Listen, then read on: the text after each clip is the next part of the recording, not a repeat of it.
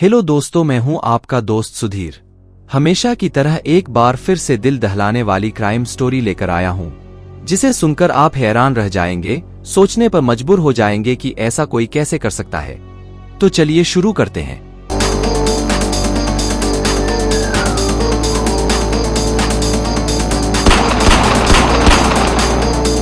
दिन 26 जुलाई 2021 को हमेशा की तरह मुंबई के वसई बीच पर बहुत सारे लोग मस्ती कर रहे थे।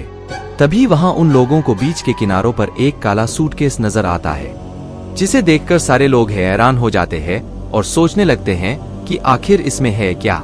तभी उन लोगों को शक होता है और उसमें से कोई एक व्यक्ति पुलिस को फोन करके बताता है कि समुद्र की लहरों से बहकर एक सूटकेस किनारे पर आ गया है, जिसमें से बदबू आ रही है।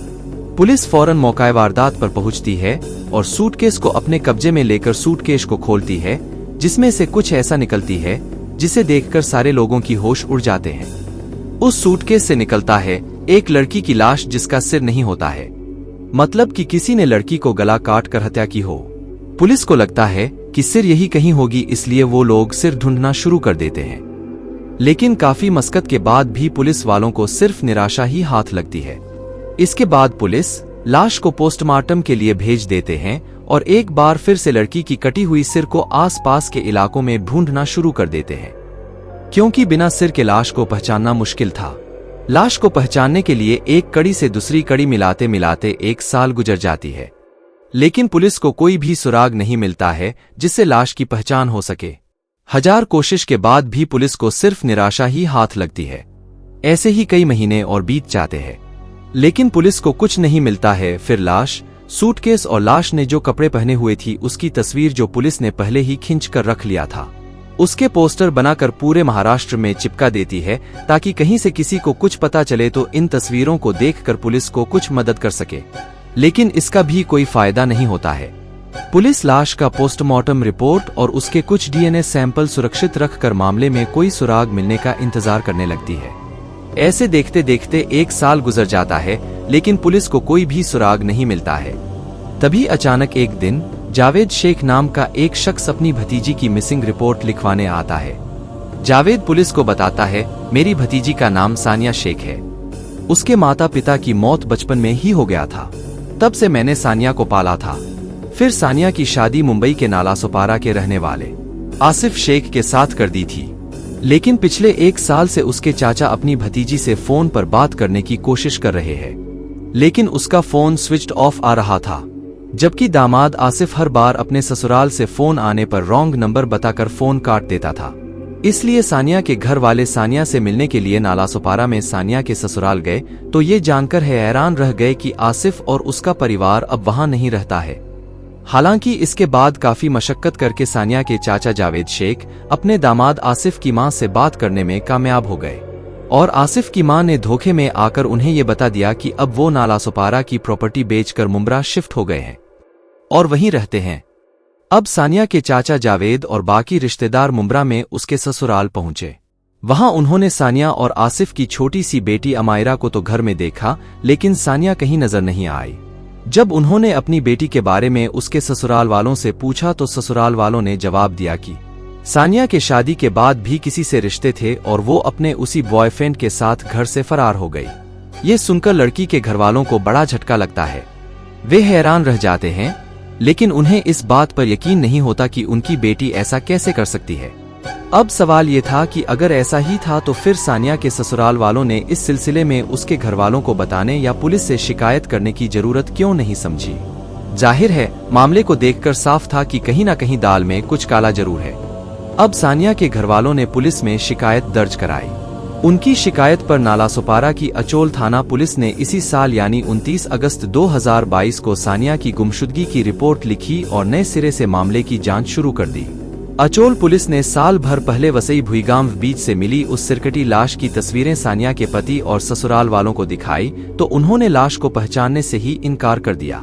लेकिन जब पुलिस ने यही तस्वीरें बेलगाम से आए सानिया के घरवालों को दिखाई तो उन्होंने देखते ही पहचान लिया कि ये उनकी बेटी की ही लाश है। घरवालों ने लाश के साथ मिले कपड़ों वगैरह की भी पहचान कर ली। इस तरह पुलिस अब साल भर पहले मिली सिरकटी लाश की पहचान पता कर चुकी थी। लेकिन अभी उसके लिए ये पता करना बाकी था कि आखिर सानिया का कत्ल किसने किया है। लिहाजा पुलिस ने उसके घरवालों की शिकायत पर सबसे पहले सानिया के ससुराल वालों को ही पूछताछ के लिए बुला लिया। ससुराल वालों ने पुलिस के पास भी सानिया के घर से भाग जाने की वही कहानी दोहराई और कत्ल पर हैरानी जताने लगते हैं जैसे कि उन्हें कुछ मालूम ही नहीं है। लेकिन अब सानिया के घरवालों के साथ साथ पुलिस को भी लगने लगा था कि हो ना हो इस कत्ल में सानिया के ससुराल वालों का ही हाथ है। लेकिन पुलिस ने किसी को भी गिरफ्तार करने से पहले मामले की पूरी तरह तस्दीक कर लेना ठीक समझा। पुलिस ने सानिया के पति आसिफ और उनकी नन्ही सी बेटी अमायरा के डीएनए सैंपल कलेक्ट कर लिए। सानिया की लाश से उसका डीएनए सैंपल पहले ही लिया जा चुका था और जब इन सैंपल की रिपोर्ट आई तो ये साफ हो गया कि वसई के बीच पर मिली वो सिरकटी लाश सानिया की ही थी। अब ये साफ हो चुका था कि सानिया का साल भर पहले ही कत्ल किया जा चुका था, लेकिन कातिल को पकड़ना अभी बाकी था। पुलिस ने एक बार फिर सानिया के पति को पूछताछ के लिए बुलाया। उसने पहले तो पुलिस को तमाम झूठी सच्ची कहानियां सुनाई, लेकिन फिर जैसे ही पुलिस ने उसे अपने तरीके से पूछते हैं तब उसने मान लिया कि उसी ने अपने घरवालों के साथ मिलकर अपनी बीवी सानिया की जान ली थी और उसकी सिरकटी लाश वसई भुईगांव बीच पर फेंका आया था।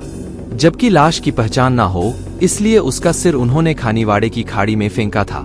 यही वो दिन था जब लोग खुदा की राह में कुर्बानी दे रहे थे। तब आसिफ और उसके परिवार ने सानिया का कत्ल किया था। इस रोज जब पूरी दुनिया बकरीद की खुशियां मना रही थी तब आसिफ के घरवाले पूरी प्लानिंग के मुताबिक अपनी बहू की जान ले रहे थे। उन्होंने बकरीद के बहाने सानिया की छोटी सी बेटी अमायरा को पहले ही उसकी बुआ के घर भेज दिया था। फिर आसिफ, उसके पिता हनीफ और आसिफ के भाई यासीन ने मिलकर पहले सानिया के हाथ पांव बांधकर उसे पानी के टब में डाल दिया और डूबने से उसकी जान चली गई। इसके बाद सबूत मिटाने के लिए आसिफ और उसके पिता हनीफ ने खुद अपने हाथों से सानिया का सिर काटकर धड़ से अलग कर दिया। फिर सिर और धड़ को अलग अलग जगह फेंकने की प्लानिंग की। उन्हें पकड़े जाने का डर कुछ इतना ज्यादा था कि सिर काटने के बाद भी आसिफ ने पहले हेयर ट्रिमर से सानिया के सिर के बाल हटा दिए और फिर उसके चेहरे पर होठों के करीब मौजूद एक तिल को भी काट कर निकाल दिया, ताकि अगर कहीं कटा हुआ सिर भी पुलिस के हाथ लग जाए तो उसकी पहचान मुमकिन ना हो। इसके बाद आसिफ ने अपने भाई यासीन के साथ मिलकर उस सिर को एक बाइक पर ले जाकर खानीवाड़े की खाड़ी में ले जाकर फेंक दिया। फिर धड़ को निपटाने के लिए आसिफ ने अपने कैब ड्राइवर बहनोई यूसुफ को घर बुलाया और फिर धड़ को एक बड़े से सूटकेस में पैक कर वसई भुईगांव बीच ले जाकर फेंक दिया। बेशक इस वारदात के 6 दिनों के अंदर ही सानिया की सिरकटी लाश बरामद हो गई, लेकिन पहचान न होने और किसी भी घरवाले के सामने नहीं आने की वजह से करीब साल भर तक ये मामला अनसुलझा रहा। लेकिन आखिरकार जब उसके चाचा ने पुलिस में रिपोर्ट लिखवाई तो सानिया के कत्ल की रोंगटे खड़े करने वाली ये सच्चाई सामने आ गई। इसके बाद पुलिस ने आखिरकार सानिया के पति आसिफ और उसके ससुराल वालों को गिरफ्तार कर लिया। पुलिस ने इस खौफनाक साजिश का खुलासा कर कातिलों को तो जेल की सलाखों के पीछे पहुंचा दिया था, लेकिन सबसे बड़ा सवाल यही था कि आखिर एक परिवार ने इतनी बेरहमी के साथ अपनी बहू की जान क्यों ले ली और साल भर तक ये राज बाहर क्यों नहीं आया। तो जब तफ्तीश में इन सारे सवालों के जवाब सामने आए तो हर कोई हैरान रह गया। पुलिस के सामने आसिफ और उसके घरवाले अपना गुनाह कबूल कर चुके थे, साथ ही ये भी कबूल कर चुके थे कि कैसे उन्होंने हैवानियत की सारी हदों से आगे निकलकर सबूत मिटाने के लिए न सिर्फ सानिया का सिर काट कर धड़ से अलग कर दिया, बल्कि कटे हुए सिर के बाल काटे और यहाँ तक कि चेहरे पर मौजूद तिल तक उखाड़ लिया। लेकिन सबसे बड़ा सवाल यही था कि आखिर एक परिवार ने ऐसी गिरी हुई हरकत की ही क्यों। असल में एक बच्ची को गोद देने के लिए ये पूरी खूनी साजिश रची गई थी। दरअसल आसिफ के घरवाले आसिफ और सानिया की बेटी अमायरा को किसी और को गोद देना चाहते थे। आसिफ की बहन यानी सानिया की ननद की शादी को कई साल हो चुके थे, लेकिन उन्हें कोई बच्चा नहीं था। ऐसे में जब आसिफ और सानिया के घर में अमायरा ने जन्म लिया तो घरवालों ने तय किया कि वो भी इस बच्ची को अपनी बेटी को गोद दे देंगे और उनकी बेटी ही बच्ची की परवरिश करेगी। लेकिन किसी भी दूसरी माँ की तरह सानिया के लिए ये फैसला करना इतना आसान नहीं था।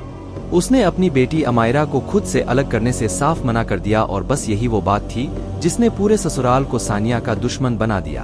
अब सानिया पर जुल्मों सितम की शुरुआत हो गई और फिर एक दिन वो भी आया जब उसका कत्ल कर दिया गया। आसिफ और उसके घरवालों ने सानिया का कत्ल पूरी प्लानिंग के साथ किया। कत्ल के लिए उन्होंने बकरीद का दिन चुना।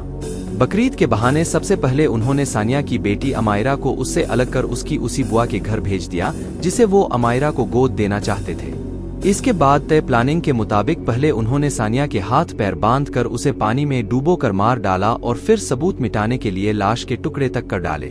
किसी को कत्ल के बारे में कानो कान खबर ना हो, इसीलिए उन्होंने सिर्फ सर और धड़ को अलग अलग जगह फेंक दिया था। इस कत्ल की साजिश को छुपाने की खातिर ही वो लोग चुपचाप नालासोपारा वाला मकान बेचकर वहां से चले गए थे। हद देखिए कि सानिया की लाश निपटाने के लिए उन्होंने अपने घर के उसी दामाद को कैब लेकर आने को कहा जिसे वो सानिया की बेटी गोद देना चाहते थे। लेकिन इतनी कोशिश करने और सबूत मिटाने के लिए इतना दिमाग लगाने के बावजूद आखिरकार आसिफ और उसके घरवाले पकड़े गए। वैसे इस केस को सुलझाने में वसई पुलिस के रोल की भी तारीफ करनी होगी। तो आज के लिए इतना ही। अगर क्राइम स्टोरी पसंद आई हो तो वीडियो को लाइक और चैनल को सब्सक्राइब जरूर कीजिए।